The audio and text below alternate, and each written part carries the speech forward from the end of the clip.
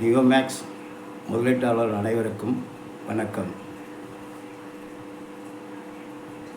Neyveli neo முதலீட்டாளர் சங்க சார்பில் சங்க பொறுப்பாளர் என்ற காரணத்தினால் நேற்று மதுரை ஹைகோர்ட்டில் நம் செட்டில்மெண்ட்டிற்கான பல தகவல்களை சேகரித்து அங்கு பெட்டிஷனாக கொடுத்துள்ளோம். அதற்கு நேற்று பதிவு செய்து நம்பரும் பெற்றுக்கொண்டோம். அந்த வழக்கானது 3ஆம் தேதி பரதன் சக்கரவர்த்தி ஐயாவிடம் வரவிருக்கிறது. எங்களுடைய கோரிக்கை எல்லாம் பணம் மட்டுமே, 100% பணம் மட்டுமே பெறுவதற்கு தான் நாங்கள் முயற்சி செய்து கொண்டிருக்கிறோம். ஆகையால் பணம் மட்டுமே வேண்டும் என்று கேட்பது பல பேருக்கு ஏளனமாக தெரிகிறது. அது நாங்கள் அதை பற்றி எதுவும் கவலைப்படுவதற்கில்லை. ஏனென்றால் நாங்கள் பணம் மட்டுமே தான் கொடுத்தோம்.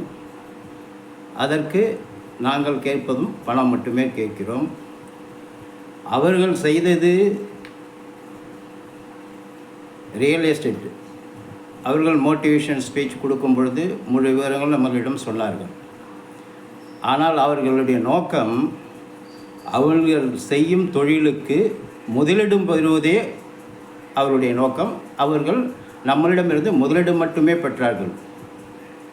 ஆகையால் அந்த முதலீடை திருப்பி கொடுக்கும்போது நாம் கேட்டுக்கொண்டிருக்கிறோம். அதனால் இடமென்று கேட்டு ஒரு சில பேர்கள் முயற்சி செய்து கொண்டிருக்கிறார்கள். அது அவர்களுடைய நோக்கம். அப்படி இடம் என்றும் நிலம் என்றும் கேட்பவர்களுக்கு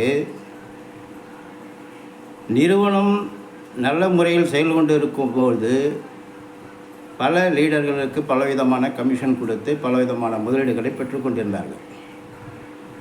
அதுபோலவே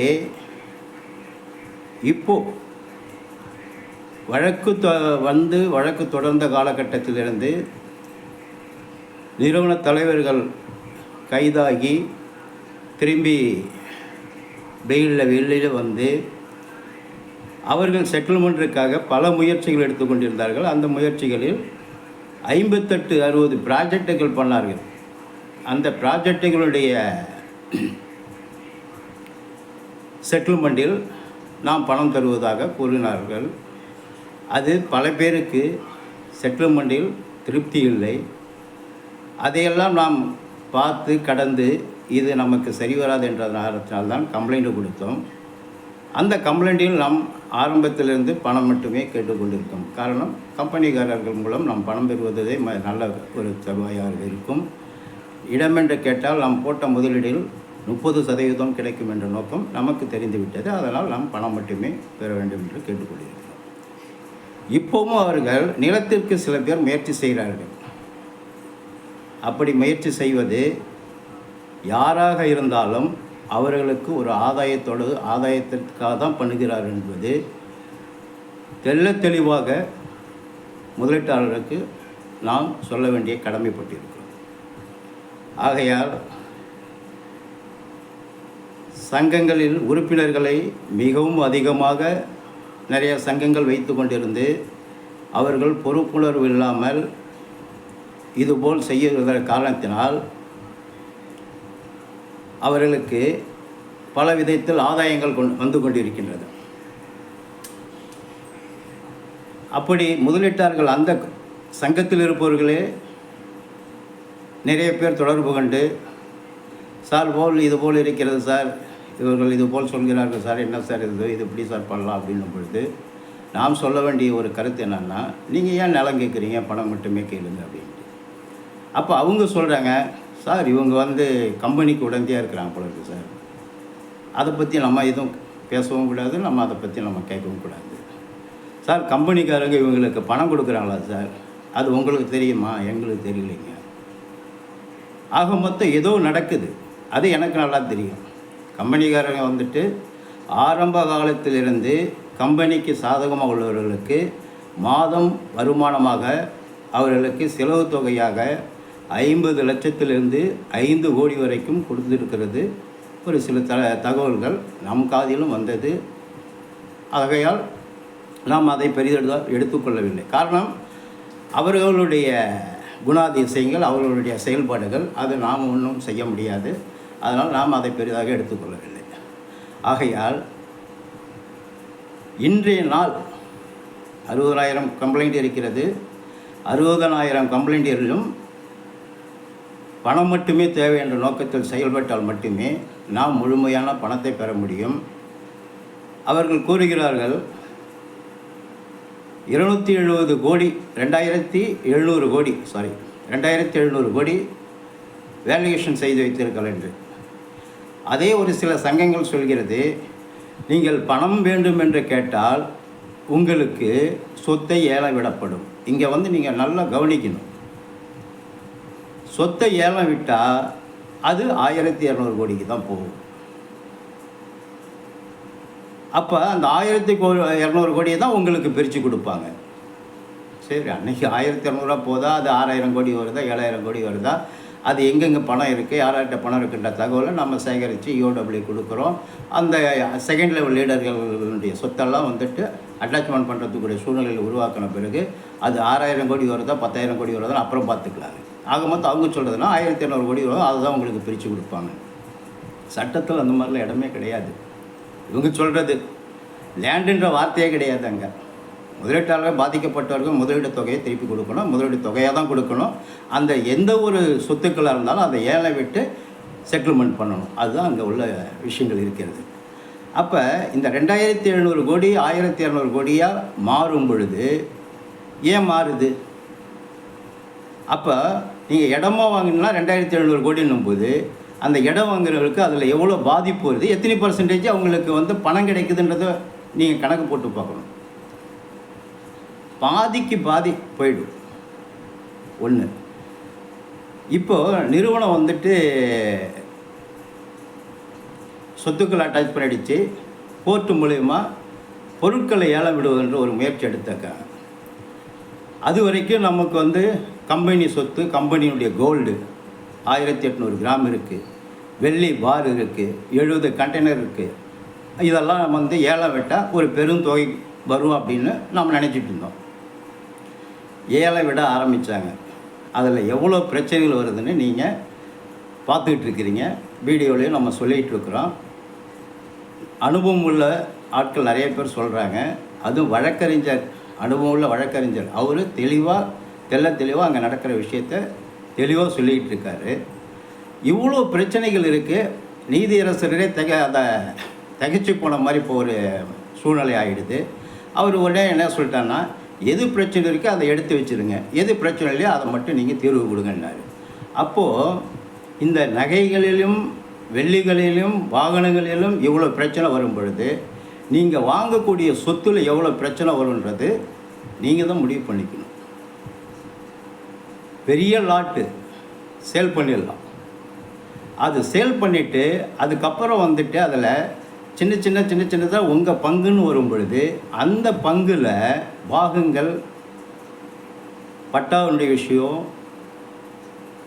அந்த லேண்ட் ஓனருடைய விஷயம், இது எல்லாமே மாற்றங்கள் நிறைய வரும்.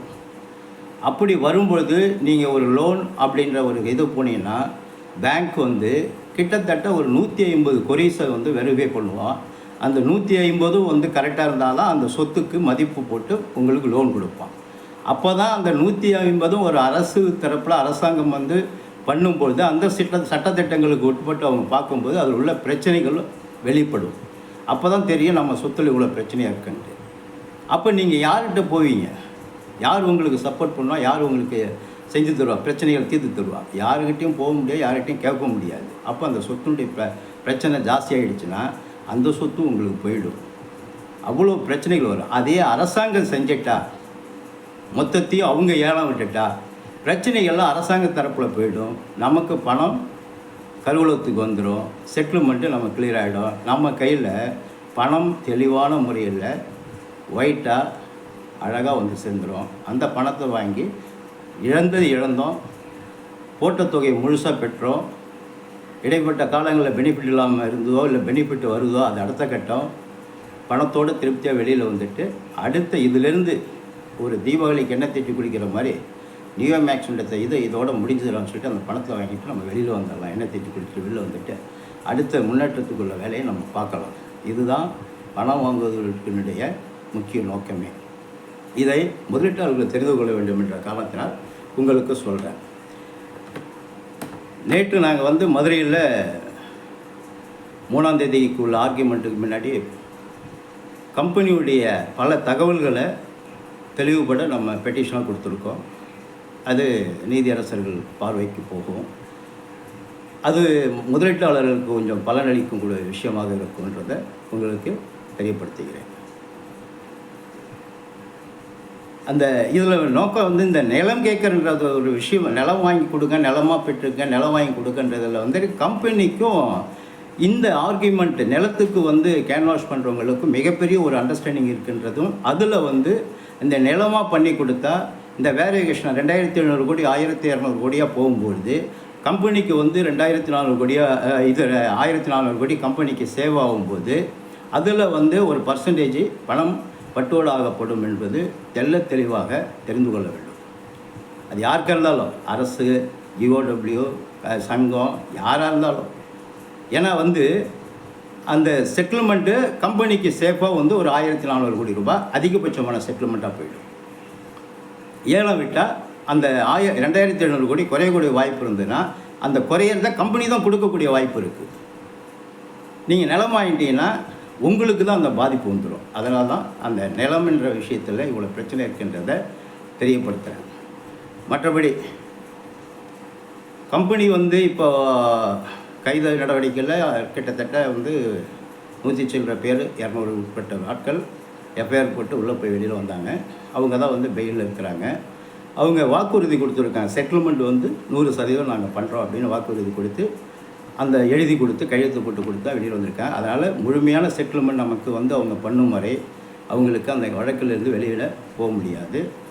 நமக்கு ஏதாவது குறைகள் இப்போ இருந்ததுன்னா கண்டிப்பாக அவங்க வந்து கைது நடவடிக்கையாகவும் திருப்பியும் அவங்க உள்ளே போயிடுவாங்க. தண்டனைக்கு உட்பட்ட ஆளை அந்த சட்டத்திட்டங்களுக்குள்ள மாதிரி எத்தனை ஆண்டுகள் தண்டனை இருக்க ஆண்டுகள் அனுபவிச்சாலும் அப்படி ஏதாவது உள்ளே போயிட்டால் நமக்கு பணம் வராமல் போயிடுமானா நமக்கு பணம் கண்டிப்பாக வரும். அதுக்குள்ள முயற்சிகள் இஓடபிள் எடுத்துகிட்டு இருக்காங்க. அது இஓடபிள்ல பைவே ஆகிட்ட பிறகு சட்டத்திட்டங்களில் வந்து நிறைய விஷயங்கள் இருக்குது. அதை தெரிந்து கொள்ள வேண்டும்னால் நீங்கள் நல்ல வழக்கறிஞர்களை அணுகி சட்டங்களை தெரிந்து கொள்ளுங்கள். சங்கத்துக்கிட்ட சொல்கிறது, சங்கத்திட்ட கேட்குறது சட்டை. ஏன்னா இப்போ நீங்கள் எப்படி சார் இதெல்லாம் சொல்கிறீங்கன்னா, நான் முழுமையாக இஓடபிள்யூவில் ஒரு வழக்கை சந்தித்து பெரிய தொகையை ஒரு தொகையை பெற்ற ஒரு அனுபவத்தில் நான் கூறுகிறேன். இதே பேட்டர்னில் இதே மாதிரி ஒரு நிறுவனம் கோயம்புத்தூரில் நெய்வேலியில் பாதிக்கப்பட்டுச்சு. 1500 கோடி ரூபாய். அப்போ அந்த 1500 கோடி ரூபாயில் நெய்வேலியில் மட்டும் கிட்டத்தட்ட ஒரு 50லேருந்து 100 கோடி ரூபாய். இது முழுமையாக நம்ம அடையாளம் கொண்டு பிடிக்க முடியல. இருந்தாலும் ஒரு 50 கோடி ரூபாய் இருந்தது. அதில் எனது சார்பாக எனது சம்மந்தப்பட்டவர் பழக்க வழக்கத்தில் நட்பின் பேரில் உள்ளவங்களுக்கு ஒரு 150 பேர் இருந்தாங்க. அந்த 150 பேரை வச்சு ஒரு 4.5 கோடி ரூபா ஒரு பெட்டிஷனை க்ரியேட் பண்ணி இது அமௌண்ட்டை பாண்டை க்ரியேட் பண்ணி எஃப்ஐஆருக்கு ட்ரை பண்ணி எஃப்ஐஆர் போடுறதுக்கு முயற்சி பண்ணேன். அந்த முயற்சியில் நான் ஒரு 10 லட்ச ரூபா செலவு பண்ணேன். அதாவது எதுக்கு சொல்ல வரேன்னா, பணம் வந்து எங்கேயுமே வந்து செலவு பண்ணால் தான் காரியமே நடக்கும். அதனால் வந்து அந்த 10 லட்ச ரூபா நான் செலவு பண்ணதில் நான் அந்த செட்டில்மெண்ட் அடையிறதுக்குரிய வாய்ப்புகள் ஆச்சு. அதில் வந்து கோயம்புத்தூரில் எஸ்ஐ இருக்காங்க, டிஎஸ்பி இருக்காங்க. நம்ம அவங்கள்ட்ட நிறையா அணுகி இருக்கோம், அவங்கள்ட்ட நிறைய பேசியிருக்கோம். அவங்க முயற்சியில் எஃப்ஐஆர் போடுறதுக்கு எவ்வளோ ட்ரை பண்ணால் நடக்கலை. அடுத்து என்ன கட்டணா 5 மாவட்டத்துக்கு ஒரு எஸ்பியை பார்த்தோம். எஸ்பியை பார்த்து 3 அப்பாயின்மெண்ட்டு கேட்டு அவங்கள்ட்ட 3 டைம் பேசணும். அவங்க பேசும்பொழுது பார்த்திங்கன்னா இந்த தேசத்தில் நம்ம முகம் போற்றக்கூடிய காந்திவாதி மாதிரி பேசுனாங்க. சரி, இவ்வளோ நேர்மையாக இருக்காங்க, இவ்வளோ கரெக்டாக இருக்காங்களே, சரி இவங்க நமக்கு பணத்தை வாங்கி கொடுக்கறதுக்கு ஃபுல்லாக சப்போர்ட் பண்ணிவிடுவாங்கன்ற ஒரு எண்ணம் வந்துச்சு. எங்கள் முன்னாடியே அவங்க ஃபோன் பண்ணி டிஎஸ்பிகிட்ட பேசுவாங்க. நாங்கள் தான் சொல்லியிருக்கேனே, நீங்கள் வந்து 2.5 கோடி டாக்குமெண்ட் இருந்தாலும் நீங்கள் கேஸை போடுங்க, மேலே பக்கம் டாக்குமெண்ட்டு கம்ப்ளைண்ட்டாக வரும், அதை ஆட் பண்ணிக்கலாம், நீங்கள் கம்ப்ளைண்ட் இது கேஸை போடுங்க, எஃப்ஐஆர் போடுங்கன்னு சொல்லுவாங்க. உடனே நீங்கள் கோயம்புத்தூர் போனாங்க. நான் பல முறை நெய்வேலியிலேருந்து கோயம்புத்தூர் டெம்போ ட்ராவல் வச்சு 10 பேர் 20 பேரோட போவேன். பல முறை சென்னையும் போவேன். இப்படி டிரான்ஸ்போர்ட் செலவு, போக்குவரத்து செலவு, இப்படியெல்லாம் ஒரு 5 லட்ச ரூபா செலவு பண்ணி அந்த கேஸை என்னால் வந்து ஏடிஜிபி வரைக்கும் போயிருந்தேன். இந்த ஏடிஜிபிட்டு போகும்போது மேலே இருக்க டிஜிபிகிட்ட சேர்ந்து சப்போர்ட்டு வாங்கி தான் போகிறோம். அப்படி போனாலும் அங்கேயும் ஏடிஜிபியும் வந்துட்டு பாலநாகதேவி அவங்க தான் இருக்கிறாங்க. அவங்கள பார்க்கவே முடியல, அப்பாயின்மெண்ட்டே கொடுக்கல. அப்புறம் ப்ரெஷர் பண்ணி நாங்கள் இது பண்ணும்போது அவங்க பிஏ மூலயமா நீங்கள் கின்ஸ்லி மேடத்தை பார்த்து பேசிட்டு போங்க அப்படின்னாங்க.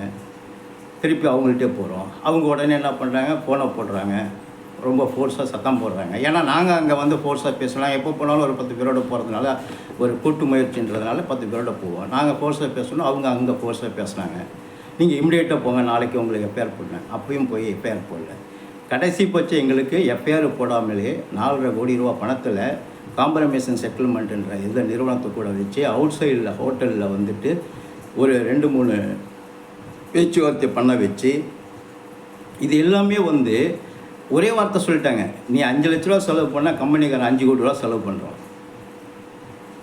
அவன் யாருக்கு பண்ணுறான்னு எங்களுக்கு தெரியும். நாங்கள் எங்கள் பணத்தை வாங்க முயற்சி பண்ணுறோம் மட்டும் எங்களுக்கு நல்லா தெரியும். அதுபோல் வந்து அவன் பணத்தை வந்து மிகப்பெரிய தொகையை செலவு பண்ணி அவன் மேலே எஃப்ஐஆர் விடாமல் பாதுகாத்துக்கிட்டு கடைசி வரைக்கும் எங்கள்கிட்ட அந்த காம்ப்ரமைசேஷன் செட்டில்மெண்ட்லேயே பேசி முடிச்சுக்கிட்டான். முடிக்கும்போது எங்களுக்கு அதில் வந்து பல கோடி ரூபா லாஸ் ஆகிடுச்சு. சரி ரைட்டு, 6 மாதம் இல்லை, 1 வருஷம் இல்லை, 1.5 வருஷம் போராடி எதுவுமே நடக்கலை. எவ்வளோ மேலே போனாலும், சிஎம்க்கு மனு போட்டாலும், எந்த ஒரு இதில் பண்ணாலும், எந்த முயற்சியிலும் நமக்கு வந்துட்டு சரியான முறையில் சப்போர்ட் இல்லை. இதுக்கு மேலே நம்ம என்ன பண்ணுறது, சரி போட்ட பணத்தில் கிடைக்கிறத வாங்குவோம் அப்படின்னு முயற்சி பண்ணி வாங்கிட்டோம். இந்த அடிப்படையில் அரசு தரப்பில் எந்த அளவுக்கு இப்போ நான் சொன்னதை வச்சு பாருங்கள், சப்போர்ட்டு எப்படி இருக்குன்றது, செயல்பாடுகள் எப்படி இருக்குன்றது உங்களுக்கு தெரியும். இதெல்லாம் நடந்த விஷயம், அனுபவித்த விஷயம், அதை நான் உங்களுக்கு தெரியப்படுத்துகிறேன். ஆனால் இந்த நியோமேக்ஸ் வழக்கில் ஒரு நல்ல விஷயம் என்னென்னா, எஃப்ஐஆர் ஆகிடுச்சு.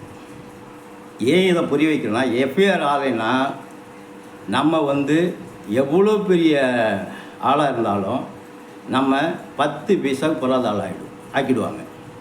ஆனால் இந்த எஃப்ஐஆர்னு ஒன்று ஆனால் அது பேப்பர் ஒர்க்கு. இங்கே அதாவது பிபி, அங்கே டிரான்ஸ்போர்ட் கோர்ட்டு பிபி, செக்ரட்டரியேட்டு எல்லாமே, எல்லாம் ஏடிஜிபி எல்லாமே இன்வால்மெண்ட் ஆகிடுவாங்க. Paper work. இந்த பேப்பர் ஒர்க்கு வீரியத்தில் குறைக்கிறதுக்கு முயற்சி பண்ண முடிய சட்டத்திட்டங்களில் எந்த ஒரு மாற்றமும் பண்ண முடியாது. 100% கரெக்டாக புரிஞ்சுக்கணும். 100% சட்டத்திட்டங்களில் எதுவுமே மாற்ற முடியாது. சட்டம் என்ன சொல்லுதோ அதை அப்படியே நடக்கும். சட்டம் தான் கரெக்டாக, சட்டம் தான் தெளிவான ஒரு முடிவை எடுத்துகிட்டு போகும். மனிதர்கள் கிடையாது. அந்த சட்டத்தில் செக்ஷன் தான் எடுத்துகிட்டு போகும். அந்த சட்டம் செய்யாத வேலையை ஒரு சங்கம் செய்யுன்ற ஒரு இதை வந்து நீங்களும் புரிஞ்சுக்கணும். அந்த ஏன்னா சங்கத்துக்கு ஒரு சட்டம் இருக்குது. அந்த சட்ட அடிப்படையில் தான் சங்கமும் செயல்படும். அந்த சங்கம் செயல்படுறதுக்கு அந்த சட்டமும் ஒத்துழைக்கும். இந்த அடிப்படையில் தான் சங்கங்கள் அமைச்சிருக்கு. இந்த சங்கத்தையே வந்து இந்த யூஓடபிள்யூ என்ன பண்ணுவாங்கன்னா, பேச்சில் சொல்லுவாங்கன்னா, சங்கம்லாம் வந்தால் நாங்கள் எதுவும் ரெஸ்பான்சிபிள் பண்ண மாட்டோம் அப்படின்வாங்க. இப்படி சங்கங்கள் வந்தால் ரெஸ்பான்சிபிள் பண்ண மாட்டோன்னு சொல்கிற ஒரு யூஓடபிள்யூகிட்ட 45,000 பெட்டிஷன் எப்படி வந்ததுன்றது நான் கேட்குற கேள்வி எதுக்காகனா, இந்த மாதிரியெல்லாம் சொல்லி பார்ட்டி வந்தால் தான் டைரெக்டாக எந்த பெட்டிஷனரோ அவங்க வந்தால் தான் கம்ப்ளைண்ட் வாங்குவோன்னு சொல்லி வாங்கின யூஓடபிள்யூ இப்படி இவ்வளோ இதையும் பல்காக வந்தது, பல்காக எடுத்தாங்கன்றத ஒரு கேள்விக்குறியாக நான் சொன்னேன். அது என்னென்னா, அசோசியேஷன் இருக்குது, கம்பெனிக்காரன் சொல்லுவான் அட்டாச்மெண்ட் இதை இந்த மாதிரி சீனியர் சிட்டிசன் மூலயமா வந்துட்டு இவ்வளோ பாண்ட் இது பெட்டிஷன் வந்து வாங்கிக்கிங்க. அந்த மாதிரி யார் அவங்களுக்கு வாளாக இருந்தவங்க, அவங்களுக்கு துடுக்காக இருந்தவங்க யாராக இருந்தாலும் அவங்களுக்கெல்லாம் கம்பெனிக்காரன் சொல்லுவாங்க. இந்த மாதிரி ஒரு சப்போர்ட்டை தான் வந்துட்டு யூஓடபிள்யூ செய்ய முடியும், யாராக இருந்தாலும் செய்ய முடியும், அரசு தரப்புலையும் செய்ய முடியும் ஒழிய சட்டத்தின் அடிப்படையில் எந்த ஒரு மாற்றமும் பண்ண முடியாதுன்றதை நீங்கள் நல்லா புரிஞ்சுக்கணும். அதனால் இந்த வழக்கை பொறுத்தவரைக்கு எஃப்ஐஆர் ஆகிடுச்சு, அக்யூஸ்டும் அந்த இதாகிடுச்சு, அக்யூஸ்ட் அரெஸ்ட் பண்ணிட்டாங்க, திருப்பி பெயிலில் விட்டுருக்காங்க, வழக்கு நடந்துகிட்ருக்கு. இதில் வந்து யாரும் தப்ப முடியாது. அதேமாதிரி நம்ம போட்ட பணத்தில் ₹1 கூட பேலன்ஸ் இல்லாமல் வாங்கிறதுக்குரிய முயற்சி 100% இருக்குன்றதை நீங்கள் முழுமையாக புரிஞ்சுக்கணும். இதை தெரிஞ்சுக்கிறதுக்காக தான் நான் இந்த தகவலை உங்களுக்கு கொடுத்துருக்குறேன். அடுத்தது, இந்த பணம் எப்படி சார் வரும் அப்படின்னா, கண்டிப்பாக வரும். இப்போ கொடுத்துருக்கிறது மேல்மட்டத்து லெவலில் உள்ளவங்க தான் அரெஸ்ட் ஆகியிருக்காங்க. மேல்மட்டம் உள்ள சொத்தை தான் வந்து எடுத்துருக்குறாங்க. அப்போ அடுத்த லெவலில் ஒரு 5 கேடர் இருக்குது, பெரிய கேடர். அந்த பெரிய கேடரில் பார்ட்டு அதாவது வந்துட்டு ஏஹெச்ன்னு ஒருத்தர் இருக்காருன்னு வச்சுங்க. அவர் பண்ணுற பிஸ்னஸ் ஒரு 100 கோடி ரூபானா, அவர் வந்து ஆன் த ஸ்பாட்டில் 30% எடுத்துருவாங்க. எடுத்துகிட்டு 70% தான் வந்துட்டு ரீஜனலுக்கு போகும். இந்த ரீஜனல் வந்துட்டு 25% எடுத்துருவாங்க. 45% தான் வந்து கம்பெனிக்கு போகும். அதை இன்னும் என்ன சொல்கிறாங்கன்னா, சார் 45 கூட இல்லை சார், கம்பெனிக்கு போகிறது 25ன்றாங்க, 30ன்றாங்க, 35ன்றாங்க. அதை நம்ம எக்ஸாக்டாக சொல்ல முடியாது. ஸோ லாஸ்ட் மினிட்டில் ரொம்ப கொலாஸ் பண்ணிட்டு இருந்திருக்கிறாங்க. அப்படி இருந்தோம். இப்போ இவங்களுக்கு மேலே என்ன சொல்ல ஒரு சில இன்ஸ்ட்ரக்ஷன் கொடுத்துருக்குறாங்க, நீங்கள் இந்த மாதிரி டெவலப்மெண்ட் ப்ராஜெக்ட் பண்ணுங்கன்ட்டு. நிறைய ப்ராஜெக்டாக அவங்களும் லான்ச் பண்ணியிருக்காங்க. நிறைய ப்ராஜெக்டாக நம்மள்ட்டையும் வந்துட்டு மோட்டிவேஷன் ஸ்பீச் பண்ணும்போது வீடியோ போட்டும் காட்டியிருக்காங்க, நம்மளும் பார்த்துருக்கோம். அப்படி இருக்கும் பொழுது ஒரு சில பேர் பண்ணாங்க, ஒரு சில பேர் பண்ணலை. ஒரு சில பேர் சொந்தத்துக்கு அவங்க அந்த பணத்தை எடுத்து சொந்தத்துக்கு வீடு கட்டுறதும், நகை சொத்து சுகம் வாங்குறதும், பினாமி சொத்து ஆக்குறதும் அப்படி அவங்க டெவலப் பண்ணிக்கிட்டாங்க. இப்படி டெவலப் பண்ணதில் முழு தொகை 6000 கோடி இருக்குது அப்படின்னா, முழு தொகையில் வந்துட்டு 6000 கோடியில் வந்துட்டு மேக்ஸிமம் கம்பெனி சைடு போனது 2500 கோடினா, இந்த லீடர் கையில் தான் 3500 கோடி இருப்பதுன்றது உண்மை. அதனால தான் நாங்கள் என்ன சொல்கிறோம்னா, செகண்ட் லெவல் லீடர்லேருந்து, அதாவது வந்து ஆர்ஹெச்லேருந்து ஏஹெச், ஆர்ஹெச், ஏஹெச், டைரக்டர் இன்னும் கொஞ்சம் பேர் இருக்கிறாங்க. டைரக்டரு அவங்களுக்கு வேறு இதில் அந்த ஒரு செப்பரேட்டாக இவங்க வந்துட்டு 100 சில்லற கம்பெனி வச்சுருக்காங்க, அதில் டைரக்டராக இருக்கிறாங்க. இப்படி அவங்க மூலியமெல்லாம் அதில் வந்து ஒரு கம்பெனிலையும் டைரக்டர் இத்தனை பேர் இருக்கிறாங்க. அதெல்லாம் வந்துட்டு லிஸ்ட் அவுட் பண்ணி அவங்களும் தனியாக எடுத்தோன்னா, குறிப்பிட்ட நபர் ஒரு நபரை ஏஹெச்ன்னு எடுத்துக்கிட்டாலே, அந்த ஏஹெச் ஆர்ஹெச்ன்ற போது ஏஹெச் ஒரு 100 கோடி ரூபா பிஸ்னஸ் பண்ணியிருக்காரு. அந்த ஏஹெச் 100 கோடி ரூபா மாதிரி 10 ஏஹெச் சேர்ந்து 1000 கோடி ஆர்ஹெச் கண்ட்ரோலில் போயிடும். அப்போ ஆர்ஹெச் 1000 கோடி பிஸ்னஸ் பண்ணியிருக்காரு. இந்த ஏஹெச் 30 கோடி ரூபா எடுத்தாருன்னா ஆர்ஹெச் என்ன பண்ணுவார்னா, அந்த 25% 1000 கோடியில் எடுப்பார். அப்படி எடுத்து அவர்களுக்கு சொந்த சொத்துக்களாக ஆக்கிவிட்டார்கள்.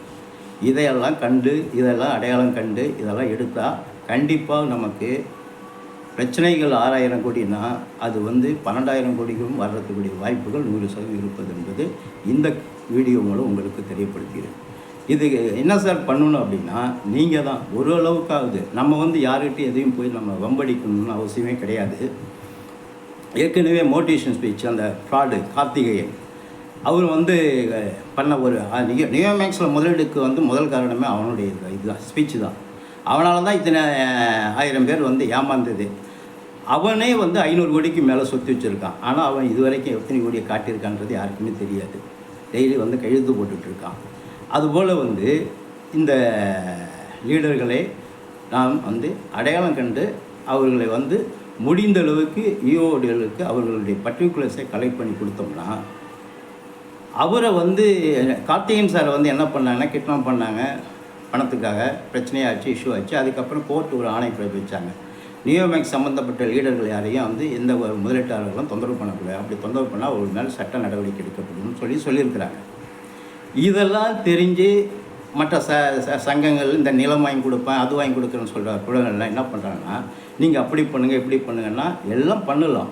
ஆனால் யாருக்கு எந்த விதமான பிரச்சனைகள் இல்லாமல் நம்மளுடைய லீடர், நீங்கள் யார்கிட்ட முதலீடு பண்ணீங்களோ அவங்களுடைய பர்டிகுலர்ஸை முடிஞ்ச அளவுக்கு தேவையான பர்டிகுலர்ஸை கலெக்ட் பண்ணி இஓடபிள்யூட மனுவாக கொடுத்து விட்டால் அவர்கள் தான் அதை வந்து அடையாளம் காணணும், அவர்கள் தான் அதை வந்துட்டு என்கொயரி போடணும், அவங்க தான் வந்து ஆதார் வெரிஃபிகேஷன் பண்ணணும், ஃபேமிலி கார்டை கேட்டு ஃபேமிலியில் எத்தனை பேருக்கு அத்தனை ஆதாரம் வாங்கி வெரிஃபை பண்ணணும். அப்படி வெரிஃபை பண்ணிவிட்டு அதில் இருக்கிற டீட்டெயில் எடுத்து பினாமி சொத்தை கண்டெடுக்கணும். இப்படி எல்லா ஸ்டெப்பும் அவங்க பண்ணால் தான் அது சட்டப்பூர்வமான நடவடிக்கையாக இருக்கும். தனிநபர் பண்ணால் அது லாண்ட் ஆர்டர் பிரச்சனையாக போய்டும். அதனால் தனிநபர்கள் வந்து முடிந்தளவுக்கு டீட்டெயிலை கலெக்ட் பண்ணி கொடுக்கணும். அதை வந்து இஓடபிள்யூ கம்ப்ளைண்ட்டாக இது பண்ணணும். எப்படி பண்ணணுன்னா, நான் 3-4 டைப்பில் இருக்குது.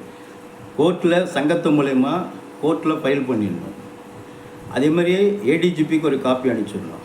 அதேமாரி வந்துட்டு பிபிக்கு ஒரு காப்பி அனுப்பிச்சிடணும். அதேமாரி வந்துட்டு டிஎஸ்பிக்கு ஒரு காப்பி அனுப்பிச்சிடணும். இந்த மாதிரி எல்லாத்துக்கும் அனுப்பிச்சு ப்ராப்பராக நம்ம பண்ணிவிட்டு இதை நம்ம என்ன பண்ணணும்னா இந்த மாதிரிக்கு நான் வந்து டீட்டெயில் கொடுத்துருக்கேன், இந்த மாதிரி இது பண்ணியிருக்கேன், இந்த லீடர் வந்து எங்கள் ஏரியாவில் 100 கோடிக்கு பிஸ்னஸ் பண்ணியிருக்காரு, 200 கோடிக்கு பிஸ்னஸ் பண்ணியிருக்காரு, 300 கோடிக்கு பிஸ்னஸ் பண்ணியிருக்காரு அப்படின்ற ஆர்குமெண்ட் வச்சா அவர் மேலே நடவடிக்கை எடுக்கிறதுக்குரிய முயற்சி பண்ணாங்கன்னா சொத்துக்கள் எல்லாம் ஆட்டோமேட்டிக்காக நம்ம கண்டெடுக்கக்கூடிய வாய்ப்புகள் வரும். அப்போ ஆட்டோமேட்டிக்காக முதலீட்டாளர்கள் போட்ட பணத்தை முழுமையாக பெறுவதற்கான முயற்சிகள் நல்லபடியாக நடக்கும் என்பது இந்த தகவலை உங்களுக்கு தெரியப்படுத்துகிறேன். 4வது, அதான் லீடர் வந்துட்டு பார்த்தீங்கன்னா சாதாரணமாக இல்லை. ஒரு ஏஹெச் வந்து எனக்கு தெரிஞ்சு 10 கோடி வச்சுருக்கான், 20 கோடி வச்சுருக்கான், 30 கோடி வச்சுருக்கான், 50 கோடி வச்சுருக்கான், 100 கோடி வச்சுருக்கான், 200 கோடி வச்சுருக்கான், 500 கோடி வச்சுருக்கிற லீடர்கள்லாம் இருக்கிறாங்க. ஸோ ரீஜனல் ஹெட்டுன்னு பார்த்தீங்கன்னா எனக்கு தெரிஞ்ச ஒரு 500 கோடி ரூபா திரையுலகத்தில் போட்டு வீரசக்தி ஏமாந்து போனன்ற ஒரு தகவல் ஒரு 1 வருஷம் 2 வருஷத்துக்கு முன்னாடியே வந்தது. இந்த பக்கம் பார்த்தீங்கன்னா தேவகட்டில் வந்து சார்லஸ் பார்த்தீங்கன்னா வந்துட்டு 1000 கோடி பண்ணார். அவர் தெளிவாக ஒரு டேர்ன் கேபிட்டலை எடுத்தோம்னா அது எங்கேயோ சொல்கிறாங்க, பெரிய தொகையாக சொல்கிறாங்க. அப்போ அது என்ன சார் இவ்வளோ தொகை பண்ணியிருக்காரு, இவ்வளோ எங்கே சார் அப்படின்னு கேட்டோம்னா அது என்ன சார் அவங்க வந்து நிறையா பணத்தை வந்துட்டு வெளிநாடுகளில் கொண்டு போய் முதலீடாக பண்ணிட்டாங்க அப்படின்றாங்க. இது போல் விஷயங்கள் நிறைய இருக்குது. இதெல்லாம் வந்து கொஞ்சம் கொஞ்சமாக தகவல் சேகரித்து எல்லாத்தையும் வந்து யூடபிள்யூ எடுத்து விசாரணை பண்ணி எல்லா லீடர்களையும், அதை கீழ்மட்டத்தில் இருக்க எல்லா லீடர்களையும் விசாரணை பண்ணி அவர்களுக்கெல்லாம் வந்துட்டு டீட்டெயில் இல்லை அப்படின்னு சொல்கிறதுக்கு வாய்ப்பே இல்லை. காரணம் என்னென்னா நம்ம கம்பெனியுடைய அட்வொகேட்டுக்கிட்ட எல்லா டீட்டெயிலுமே இருக்குது. அது யார் என்ன பதவியில் இருந்தாலும் அவங்களுக்கு வந்து ஒரு கோடு கொடுத்துட்றாங்க, நம்பர் கொடுத்துட்றாங்க. அந்த நம்பரை போட்டால் அவங்களுக்கு பர்டிகுலர்ஸ் கிடைச்சிருது. அது சிபியிலிருந்து மேலே இருக்க டைரக்டர் வரைக்கும் சேர்மன் வரைக்கும் அந்த கோடு இருக்குது. அப்படின்ற போது அவங்கள்ட்ட அந்த பர்டிகுலர்ஸை வாங்கி ஒரு ஏஹெச்எல் லெவல்லேருந்து மேலே உள்ள செகண்ட் லெவல் வரைக்கும் உள்ள ஆட்கள் மேலே சிஹெச்சி, ஏஹெச்சி, ஆர்ஹெச்சி இந்த மாதிரி ஆட்கள் மேலே நடவடிக்கை எடுத்தால் இந்த முதலீட்டாளர்களை செட்டில்மெண்ட் தொகை முழுமையாக பெறுவதற்கான முயற்சிகள் நல்லபடியாக நடந்து முடியும் என்பதை இந்த வீடியோ மூலம் தெரியப்படுத்துகிறேன். நன்றி, வணக்கம்.